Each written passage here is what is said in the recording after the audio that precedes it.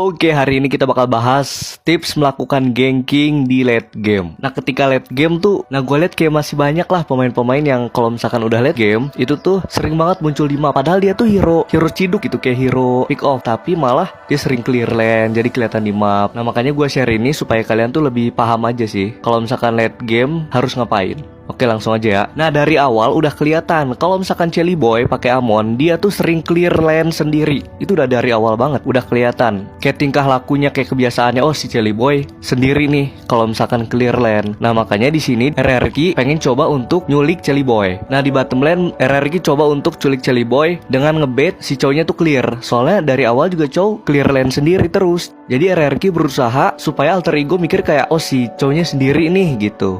Tapi kalau misalkan yang di bawah ini Chelly Boy udah tahu, soalnya kan kelihatan Chelly Boy-nya udah nunggu di rumput yang itu. Jadi gankingan yang ini belum berhasil lah. Nah, di atas mereka ngedorong minion dan kebetulan Lord juga muncul. Otomatis kayak pemain alter ego tuh pasti kayak bakalan nguasain rumput-rumput sekitar Lord duluan lah. Nah, si Yami itu niatnya pengen clear satu wave dulu. Chelly Boy juga punya pemikiran yang sama, clear satu wave dulu, abis itu join ke Lord supaya minionnya kedorong. Nah, di sini Yami dapat vision lebih jelas karena dia di rumput kan. Nah, Chelly Boy yang nge-clear. Nah, Yami yang tahu ngajak si Lunox-nya nih untuk nge-gank Chelly Boy. Nah, yaudah gankingannya berhasil. Cuma di sini kerennya nih Chelly Boy monteg. Dia fast hand lah dari Winter, terus ganti Immortal dan kamuflase. Dia nggak bisa dihit, nah kabur. Nah, cara untuk melakukan hal ini ya, yang pertama kalian mesti dorong minion dan nge-freeze minion supaya mancing musuh biar nge-clear. Kalian tuh harus tahu hero musuh yang kira-kira bakal nge-clear sendiri. Kayak biasanya adalah Benedetta, biasanya yang suka nge-clear sendiri. Link juga suka nge-clear sendiri. Terus hero-hero Aldos, nah kayak gitulah. Biasanya suka nge-clear sendiri. Nah, kalian pancing dengan cara freeze lane. Di lane selain di Lord